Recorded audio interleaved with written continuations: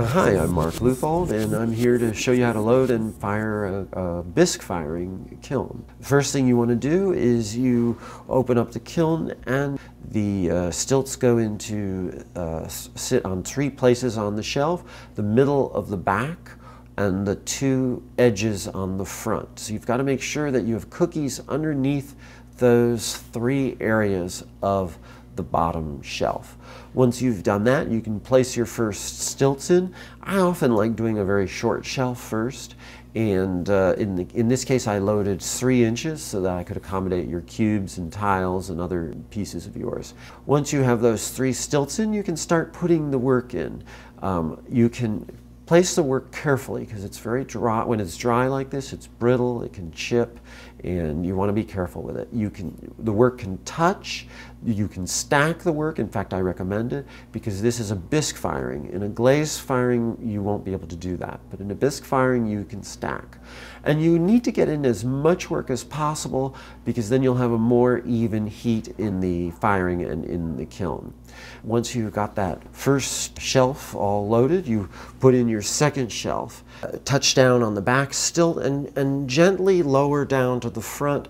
Make sure after you lower it that you lift it up again and rest it down again to make sure that none of those stilts are hung up or teetering, because that can create problems. You're going to want to place your 3 stilts right above the ones below so that you create a continuous line from stilt to shelf to stilt to shelf and to cookie and then to foundation of the kiln.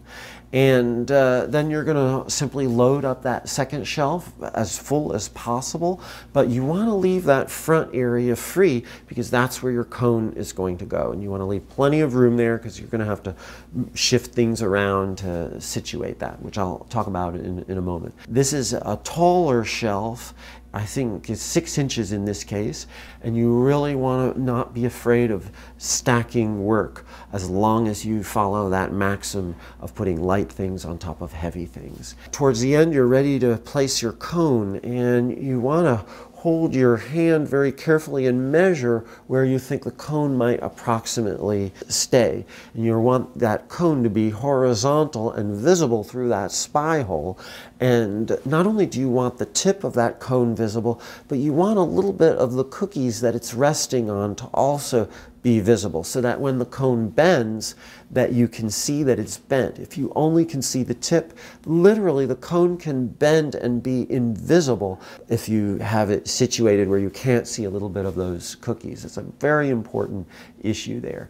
Using your iPhone or cellular phone as a backlight, you can place your cone in very nicely with maybe a stilt on the bottom. I used a 3-inch stilt, and then I played around until I found the right combination of cookies to get that cone in exactly the right height so that I could see it carefully through that hole. So you want to use an 08 cone. An 08 is 1742 degrees. It is not to be confused with a cone 8 cone, which bends at 2300 degrees. So be careful to look very carefully that you're getting your 08 cone out of the 08 box and that it says 08 on the cone itself. And then once that's all set, I'm ready to put in my next shelf and fill up the kiln, and the kiln loading is done. Starting the kiln is a simple procedure. You want to turn on the black circuit breaker. It's a switch that flips up on the side, on the bottom side of the kiln. The second thing that you need to do is you need to make sure that your kiln shutoff mechanism is set to a high enough temperature.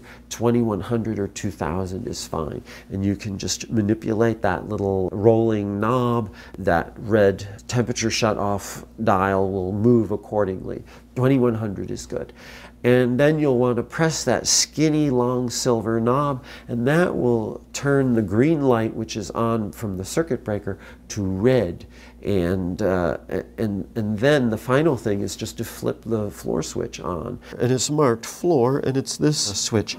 And you want to flip that switch down, because in that kiln, down is on for all 6 of those switches. As I said, you shut the door 24 hours later in the evening. The following morning, you'll want to flip one more switch on doesn't matter which one. And then when we meet as a group in class, you'll want to flip all of the switches on. The kiln will be approximately 1200 degrees at that point, and within an hour you'll reach that temperature of 17, 18, 1900 degrees. It depends with each firing.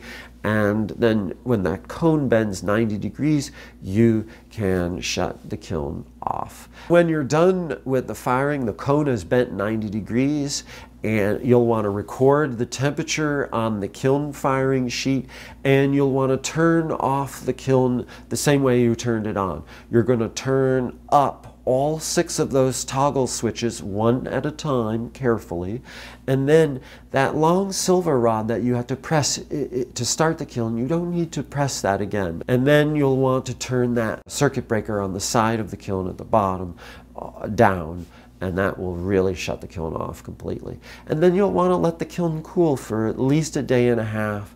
Let it cool slowly. Don't open the door prematurely, and then the kiln is ready to unload.